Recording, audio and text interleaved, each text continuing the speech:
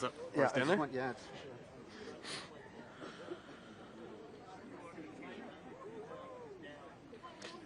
What's the?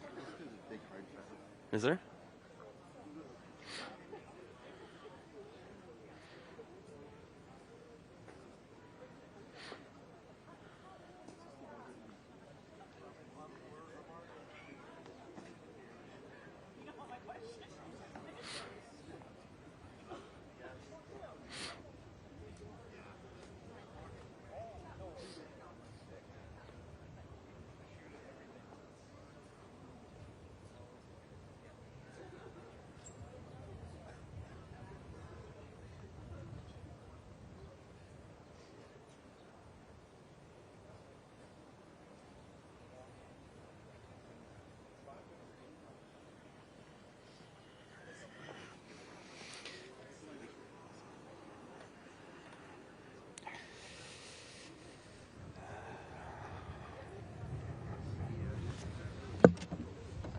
You good?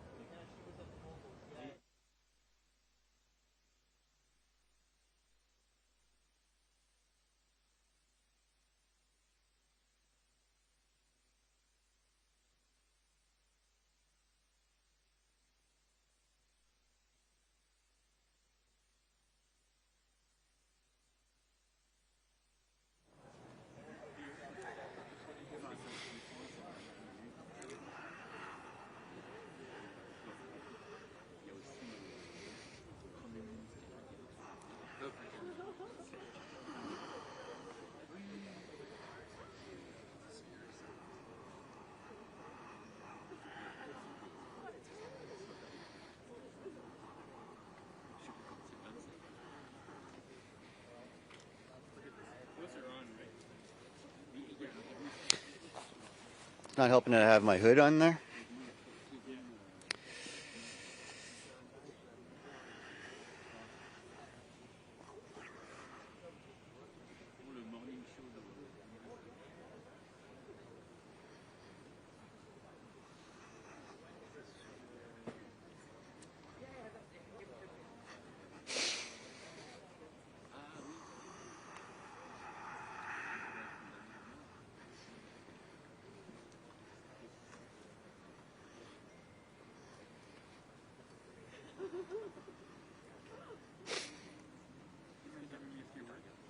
One, two, three, four, five, six. 7, 8, 9, 10.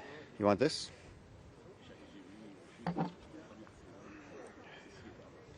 Un, et deux, et trois. Yeah? It's good? Wait.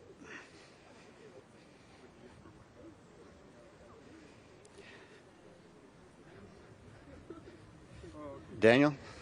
Daniel, you hearing it? Are you seeing it? Yeah?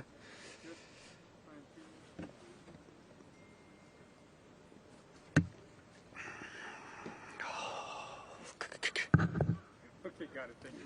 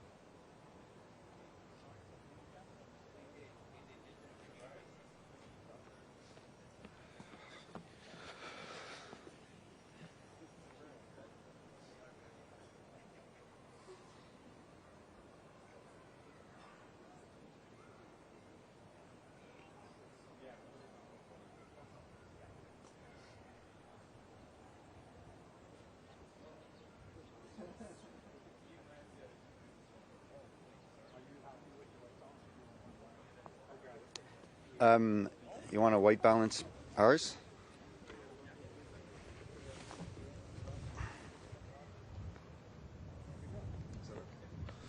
What do you need? Oh, you got it there. He's behind you. What?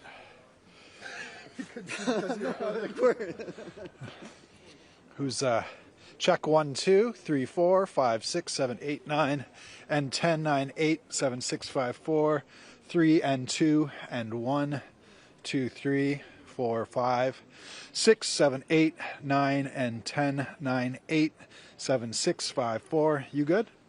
Okay. You good? And Daniel's good? Okay. Check 1, 2, 3, 4, 5, 6, 7, 8, 9, and 10. Are you good? Check 1, 2, 3, 4, 5, 6, 7, 8, 9, 10, 9, 8, 7. Yeah, it's perfect.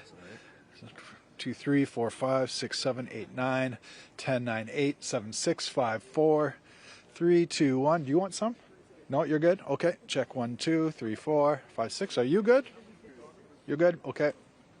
And are you good? Yeah, I got a nice, I see it. Thank you. Check 1, 2, 3, 4, 5, 6. Are you good? Check 1, 2. You good? Okay. And are you good? Yep. Okay. I'm walking away.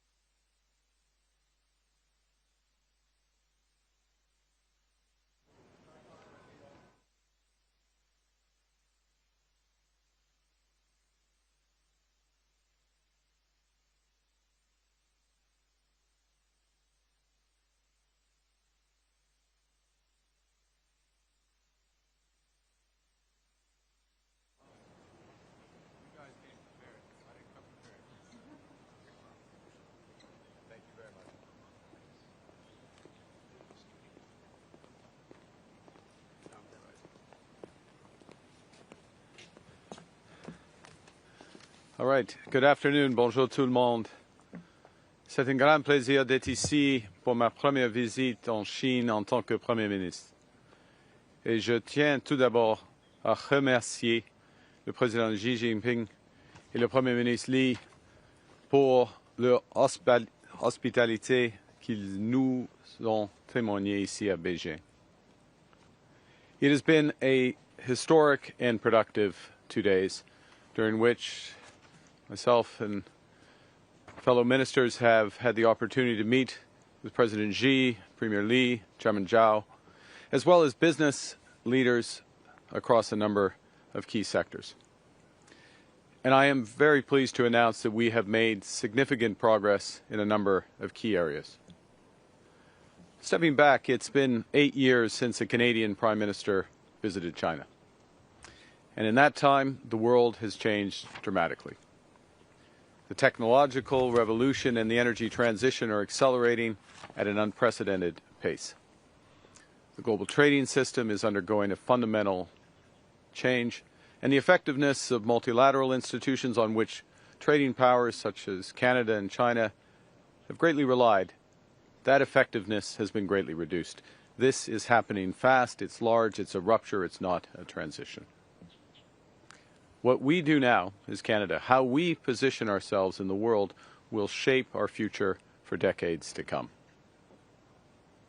Canada can thrive in a new system, but to do so, we must be ambitious. We must work at speed and scale to find new partners, to diversify our trade, and attract unprecedented levels of investment in our country. And we must be pragmatic. That means we have to understand the differences between Canada and other countries, and then focus our efforts to work together where we're aligned. And it's with this approach that Canada is forging a new strategic partnership with China. China is the world's second largest economy. It contributes 1/3 to global growth. It's our second largest trading partner and our third largest investor. Two-way trade between our countries amounts to nearly $120 billion a year. There are 400,000 careers across Canada. Farmers in the prairies, manufacturers and engineers in Ontario and Quebec, fish harvesters in Atlantic Canada and British Columbia, they are all supported by trade with China. $20 billion in wages are earned each year by Canadians because of our existing trade relationship. And this is a relationship that has been distant and uncertain for nearly a decade. That has held back investment, it's stalled business growth, and cost Canadian workers good opportunities. And it has had the consequence of leaving us even more dependent on our largest trading partner. And that's why immediately after the election, Canada's new government began to recalibrate our relationship with China, strategically, pragmatically, and decisively. Peu après les élections, j'ai discuté avec le Premier ministre Li. 2 mois plus tard, nous nous sommes rencontrés à New York. En octobre, j'ai rencontré le président Xi en Corée du Sud. Avec un dialogue soutenu, constructif et pragmatique, notamment à travers les visites de nos ministres et les membres de notre caucus en Chine, nous renouvelons cette relation afin qu'elle génère des résultats ambitieux pour les populations des deux pays. Ours is a long-standing relationship. Canada was one of the first Western nations to recognize China in 1970. Over many decades, Chinese Canadians have helped build communities in every part of our country, from dynamic small businesses to schools and hospitals, straight through to innovation across advanced technologies. Partout en Chine, il y a des entreprises canadiennes comme Manuvie, CAE et la Banque de Montréal qui font affaires en Chine depuis longtemps. Leur présence ici bénéficie aussi évidemment à l'économie canadienne.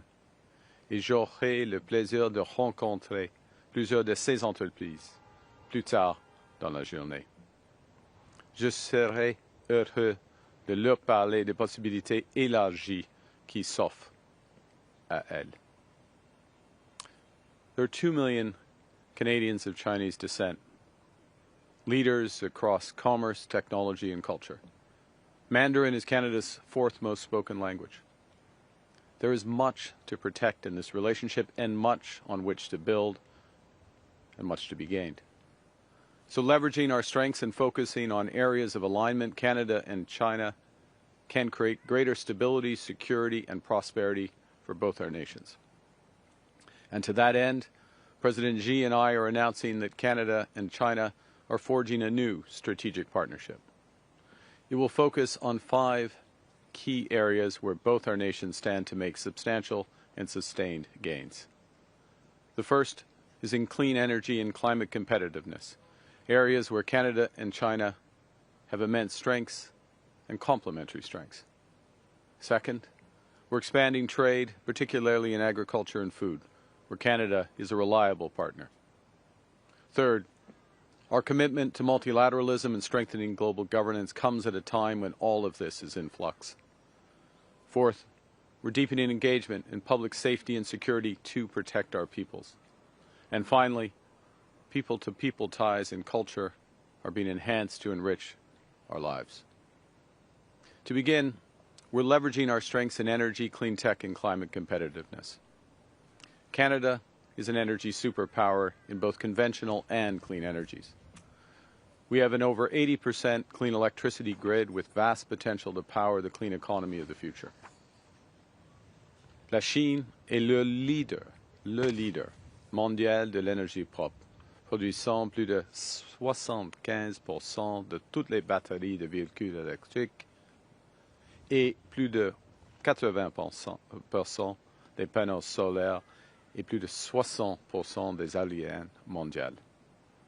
Avec un partenariat renforcé tant dans le stockage que dans ce qui a trait à la production, nous pourrons coopérer pour réduire les émissions et stimuler de nouveaux investissements massifs dans les technologies et l'énergie propre.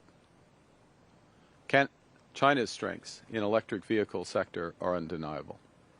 China produces some of the most affordable and efficient energy-efficient vehicles in the world.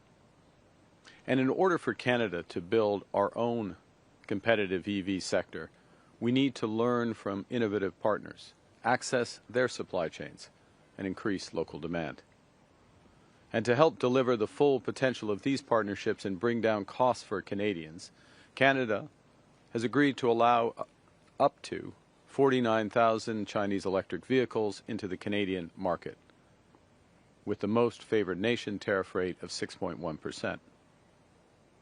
This is a return to the levels that existed prior to recent trade frictions. But it's a return under an agreement that promises much more for Canadians.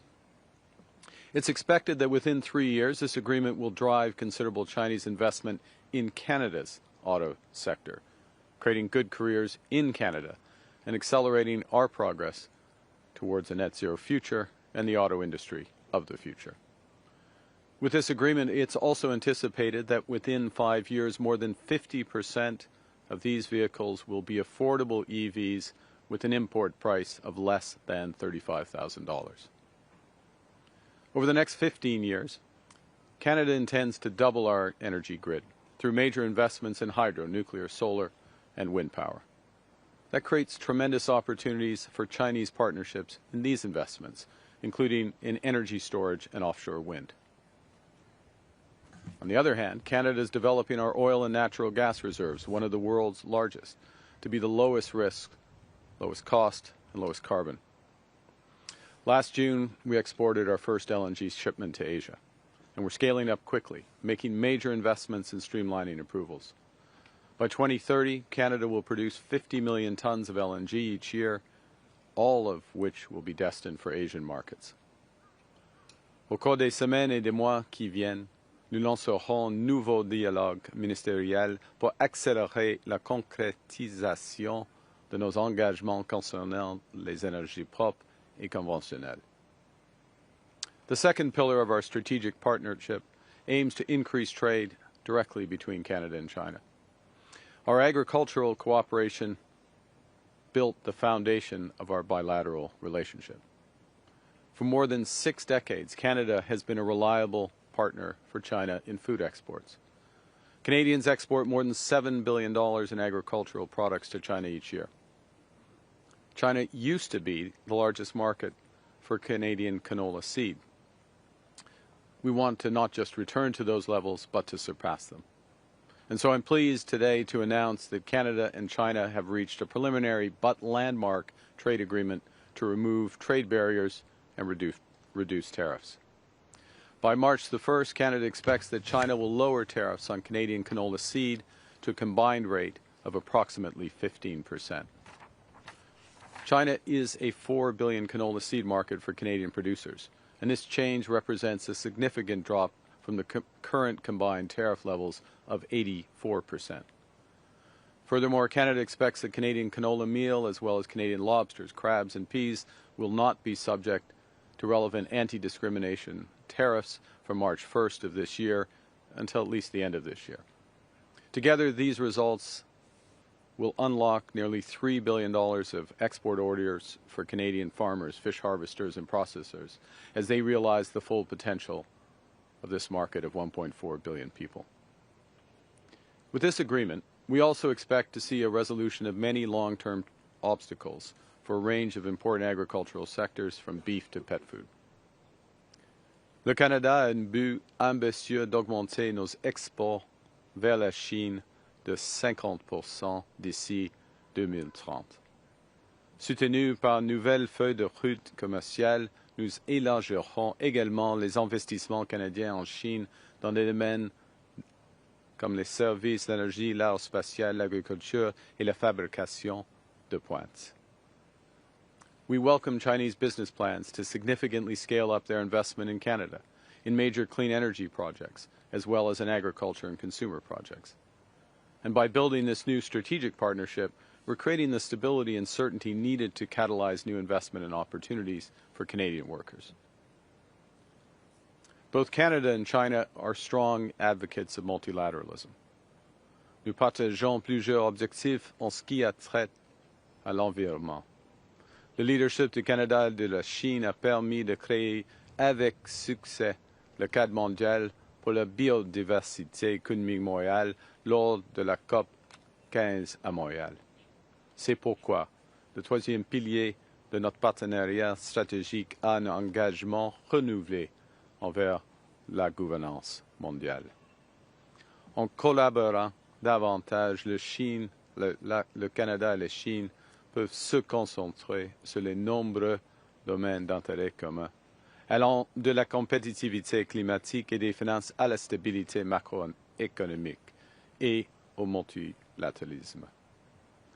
China will be the host of APEC this year, and Canada stands ready to support their agenda, focused on strengthening and reinvigorating the multilateral system.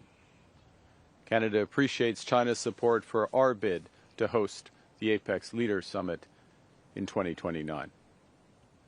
The fourth pillar of our new strategic partnership is public safety and security. And this is an area where pragmatic and constructive engagement with China is crucial. Through this pillar, our law enforcement agencies will increase cooperation to better combat narcotics trafficking, transnational crime, cybercrime, synthetic drugs, and money laundering. And we will create safer communities for people in both our countries. And finally, people have always been at the core of this relationship. As I said, Canada is home to a Chinese diaspora of 2 million. Over 300,000 Chinese visitors came to Canada in 2024. China is Canada's 7th largest source of tourism. So the fifth pillar of this partnership will build on opportunities for cultural exchanges and partnerships that further deepen our people-to-people ties. That means museums, digital content creators, visual artists, and other creative professionals in our respective countries will have new opportunities to collaborate. It also means more tourism, including following China's decision in November to grant approved destination status for group travelers to Canada. And we're building on this progress, looking to increase travel, exchange, and deepen our cultural ties. I'm very pleased to share that President Xi in our meeting today has committed to ensuring visa-free access for Canadians traveling to China. Nous ne faisons aucune illusion. Le Canada et la Chine ne s'alignent pas sur tout. We're different countries. We have different systems, different histories, different perspectives. Yet, we have much in common. And when we focus on our strengths and we focus our ambition towards those areas where we have the most in common, Canada and China have done great things.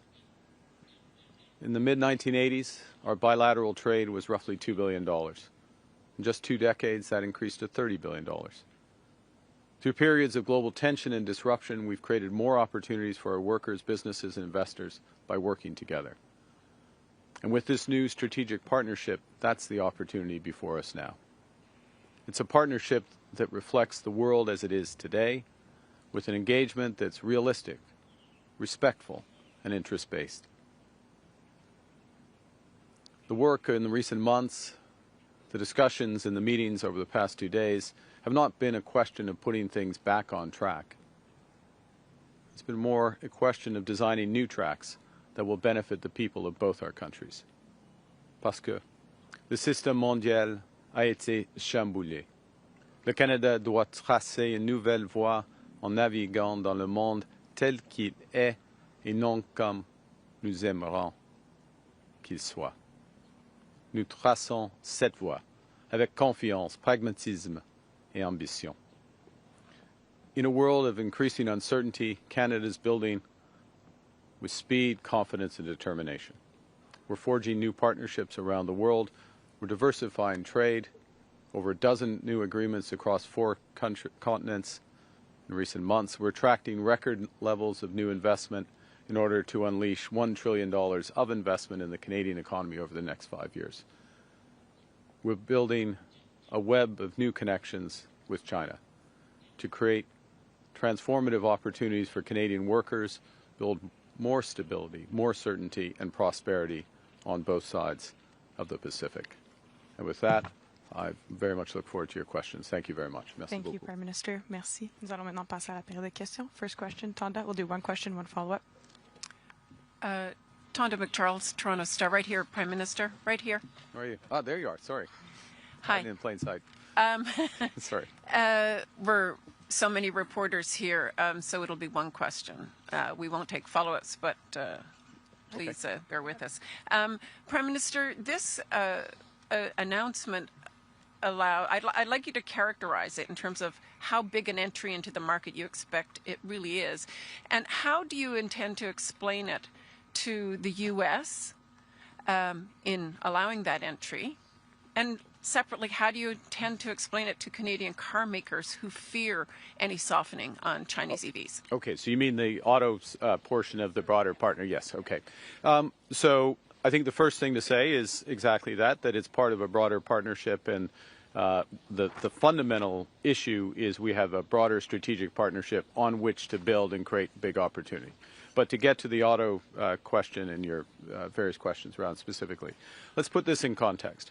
49,000 vehicles, which is the cap on Chinese electric vehicle exports to Canada. That's part of this agreement. That's a return to levels last seen in 2023, the last full year before the Canadian tariff actions. That's the first point. Second point, again, to put it in, dimension it, that's less than 3% of the size of the Canadian auto market. The third point, to put in context, and I reference this, is that part of this agreement, and it takes a few years to build this, a couple of years to build this, that a portion, an increasing portion of those exports will be in a new segment of the Canadian market. In other words, electric vehicles that cost less than $35,000 at the landed price. So there's huge opportunity here to get more affordable cars in the electric vehicle market for Canada. The fourth element, and in many respects the most important element, is the beginning of discussions and expectation of Chinese investment in Canada and partnership in Canada to produce vehicles over time, so to partner with Canadian firms.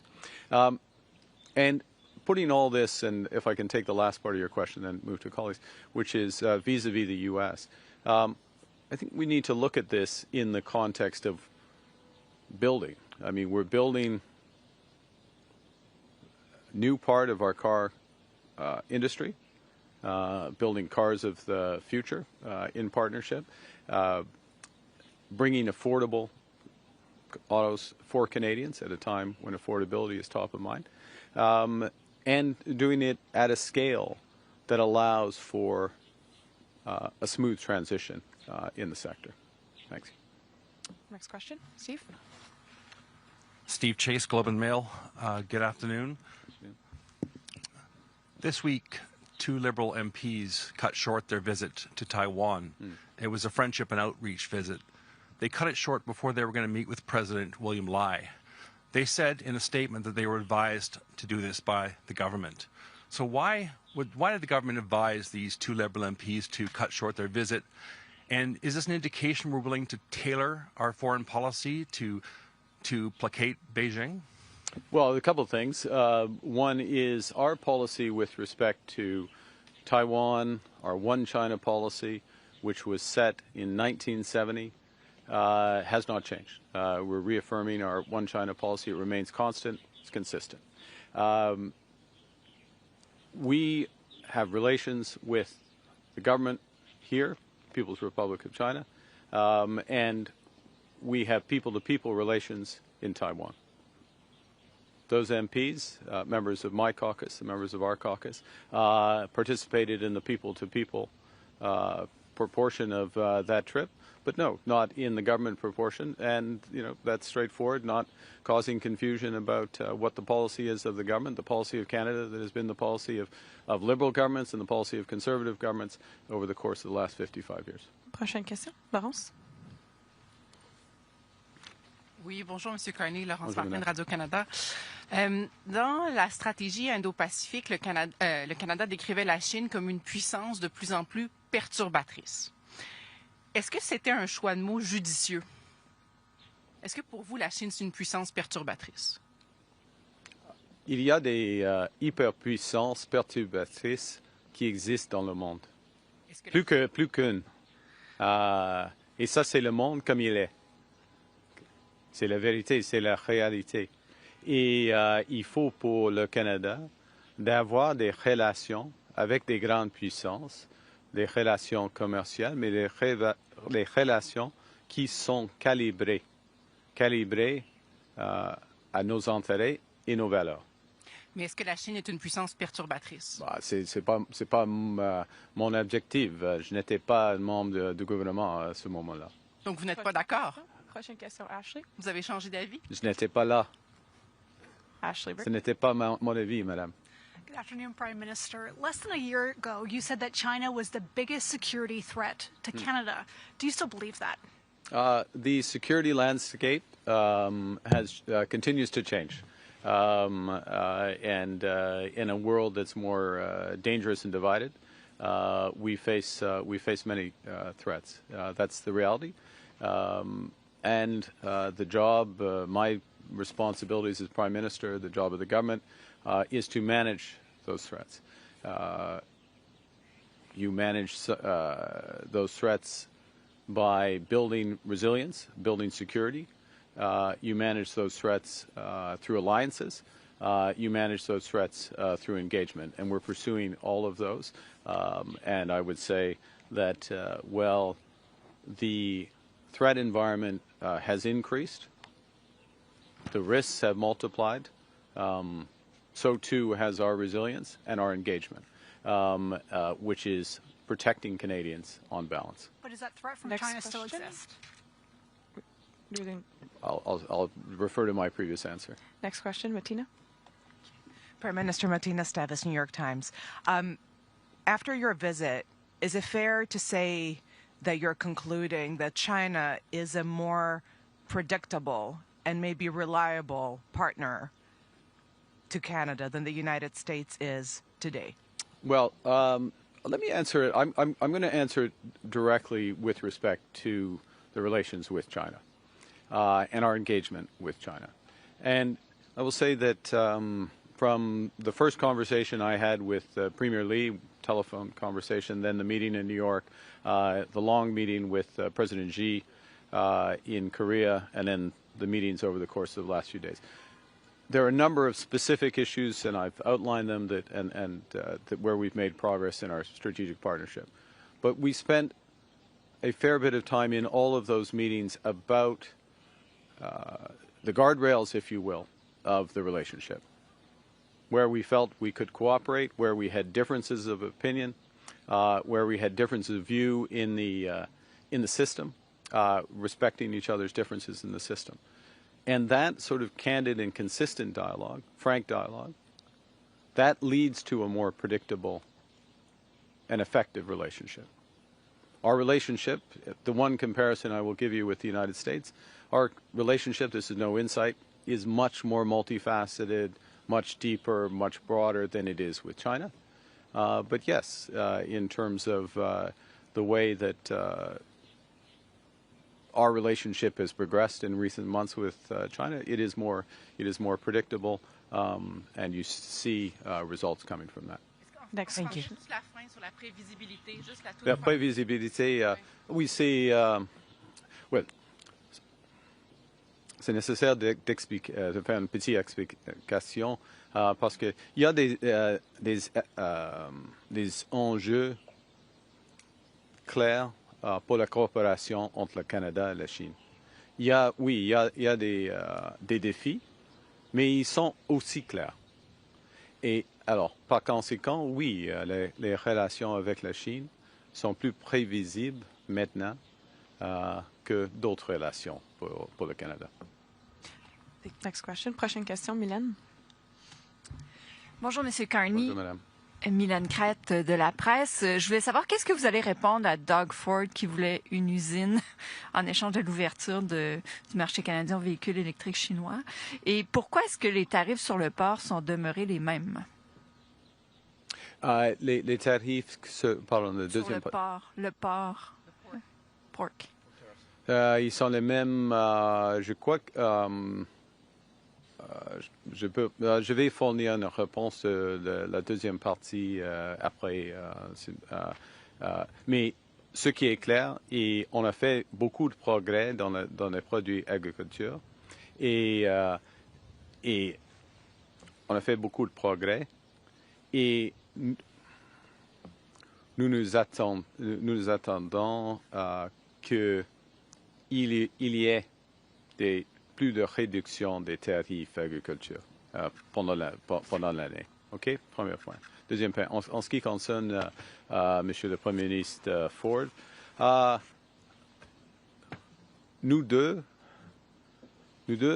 voulons bâtir une nouvelle industrie automobile. OK?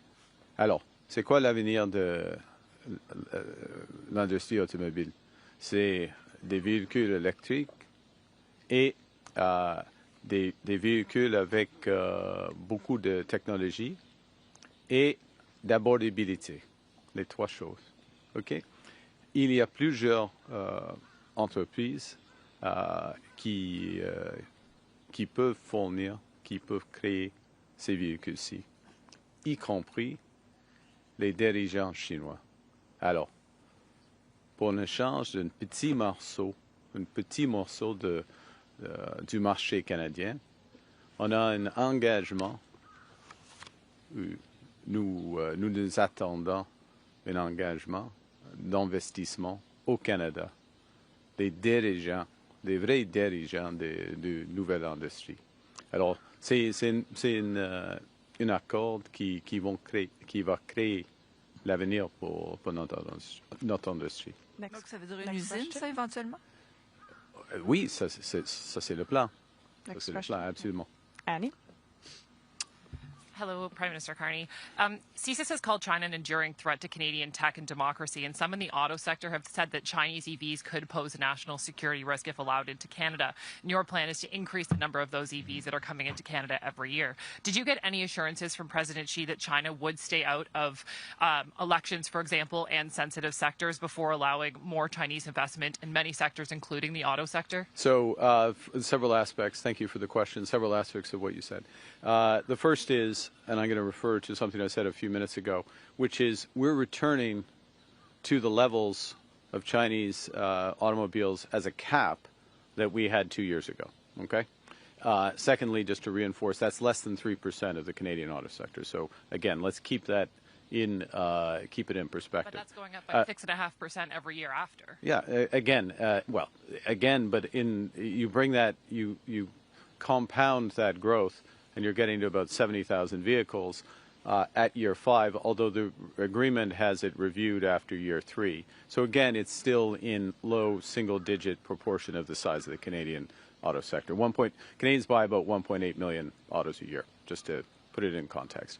The second thing, but you asked, you had autos mentioned, but then you asked, if I may, a deeper question around our relations, and as you said, foreign interference, transnational aspects. The first thing I'd say is that part of the agreement includes a security aspect, greater cooperation between law enforcement on a series of cross-border crime issues.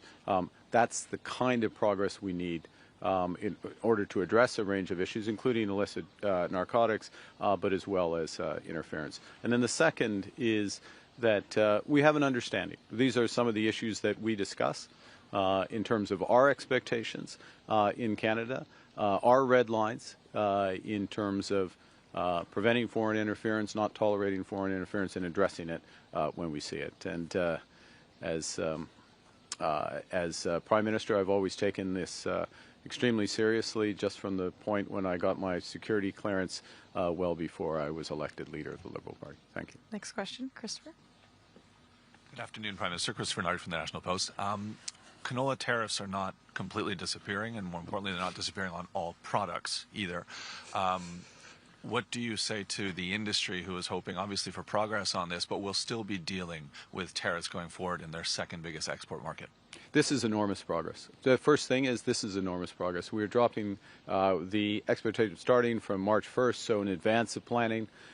We're seeing canola tariffs. We fully expect canola tariffs to drop from 85% to a combined 15%.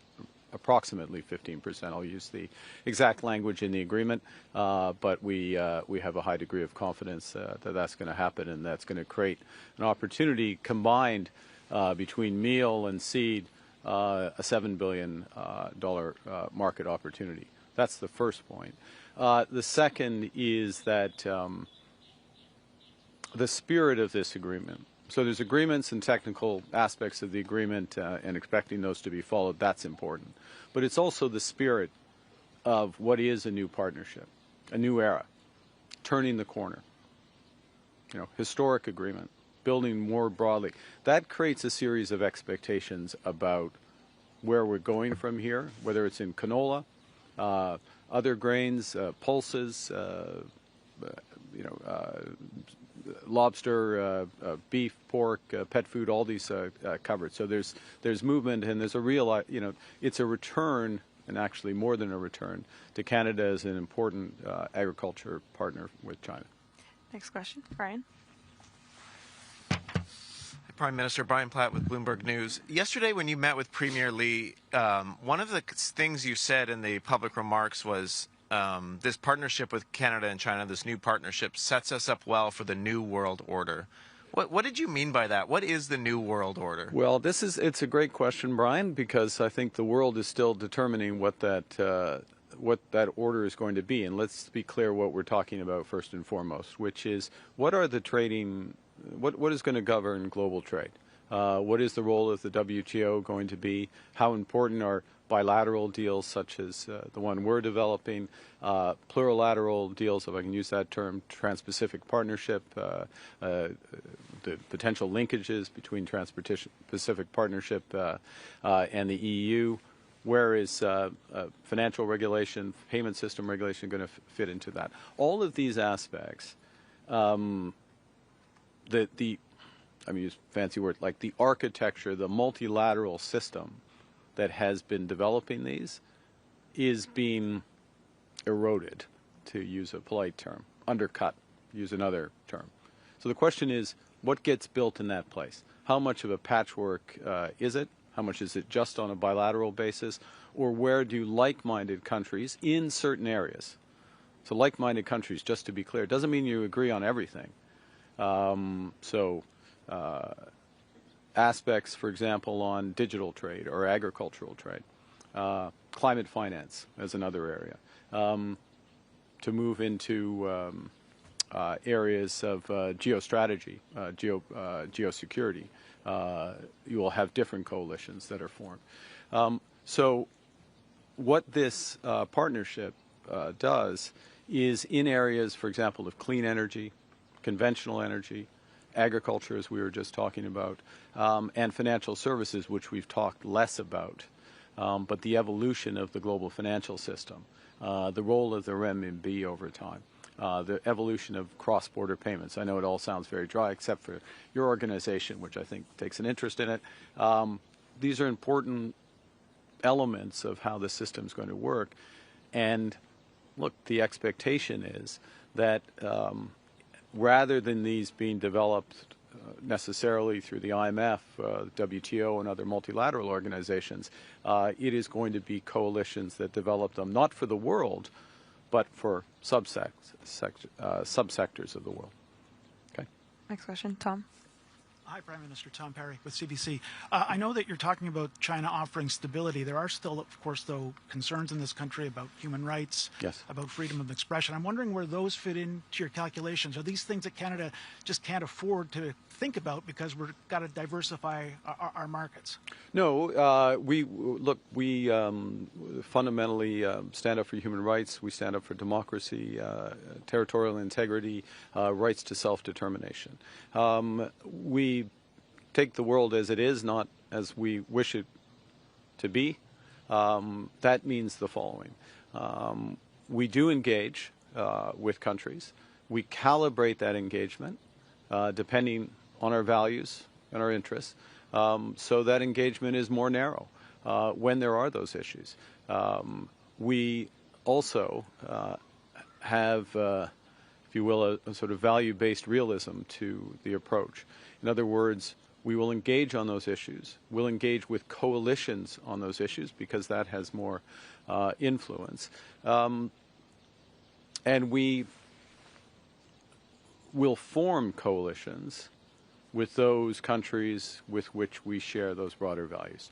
I will give you a current example of the last point, which is we are a member, as you know, of the Coalition of the Willing to back Ukraine. That is an example. Those countries in that coalition, over 30 countries, share values on a broad range, including all of those that I just mentioned. With other countries, our engagement is more narrow, it's more specific, and we keep within those guardrails. And for those relationships, we're very clear about where we will cooperate, where we differ. We'll have those engagements, but in a way that looks to make progress. Could I just ask you a follow-up, sir? Like, in your meetings over the last couple of days, did any of these issues come up? Yes. Yes. Could you be a little more that was your follow-up. I guess so. How did you discuss that in your? We're going to move on to the next question. How did you discuss that in your questions? We're going to move to the next question right after it. En français, oui. En français, oui. On a eu des discussions sur des sujets des droits humains. Oui. Next question, Maria. Thanks. Maria Chang from Reuters. Just for a follow-up, can you tell us specifically how you raised these concerns about human rights? Did you address the issue of things like Jimmy Lai, concerns about Taiwan, violations of human rights in China in your discussions with President Xi? Well, a couple of things. One is with respect to Mr. Lai, Canada led a G7 statement in the course of recent weeks calling for his humanitarian release, the foreign minister's statement. These issues were raised in our broader discussions over the past few days. With respect to One China and Taiwan and expectations, our long-standing policy, I think I answered this earlier, but just to be clear that we had a clear exchange in terms of what our policy is and a reaffirmation of, as I say, our long-standing policy. We have different systems. Let's take a step back. We have different systems, Canada and China. That has several consequences, one of which is the breadth of our engagement with China. We respect the differences in each other's systems. It does mean that our cooperation is more focused and more limited, but to have the effective relationship, we have the direct conversations. We don't grab a megaphone and have the conversations that way. And we'll have time for one last question, Kyle. Or David. Thanks, Sorry, Gail. David Aiken, Global News. Good afternoon, Prime Minister. I got shoved to the front here. I'd like to know what Canada is doing to protect the integrity of Greenland. And related, China fashions itself a near-Arctic power and with some claims to Arctic resources. So I wonder if you could answer that question, what we're doing to help protect Greenland's integrity, and how do you feel about China's claims, such as they are, to Arctic resources? Well, several aspects of that. The first, with respect to Greenland, the future of Greenland is a decision for Greenland and for the Kingdom of Denmark. We are NATO partners with Denmark, and so our full partnership stands. Our obligations on Article 5, Article 2 of NATO stand, and we stand full square behind those. Thirdly, with respect to our relations with Greenland, as you know, we've opened our consulate. As you may know, the Governor General is visiting with the Minister of Foreign Affairs. There she is. No rest for you. Going to Nuuk in the first week of February.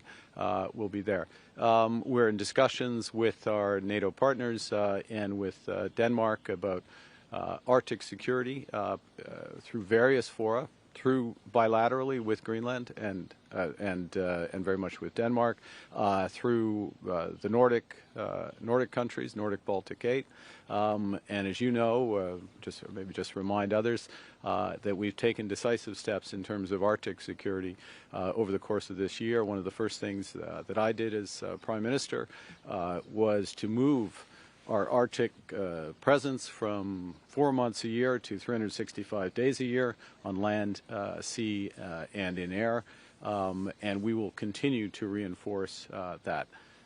I will say that I had discussions with President Xi about the situation in Greenland, about our sovereignty in the Arctic, about the sovereignty of the people of Greenland and the people of Denmark, and I found much alignment of views in that regard. En ce qui concerne le Groenland, alors, en ce qui concerne le président Xi ou la position canadienne en ce qui concerne le Groenland, c'est l'avenir de Groenland est une décision pour le Groenland et Danemark. OK, premier point. Deuxième point, nous sommes des alliés. Nous sommes des alliés dans l'OTAN et le Canada est ferme, est clair. Nous avons des obligations, des engagements comme un partenaire dans un allié, comme un allié dans l'OTAN par rapport au Groenland et le Danemark. Et nous allons respecter nos engagements. Et nous attendons que les autres membres de l'OTAN respectent leurs engagements. Peut-être ça suffit. Merci. C'était la même. Non, c'est une courte traduction. We respect our obligations and our responsibilities in NATO, and we respect We expect all NATO partners to do the same. Thank you. This puts an end to our press conference. C'est ce qui m'a fait notre conférence de presse. Merci. Bon, merci beaucoup. Ouf. Should have brought some gloves.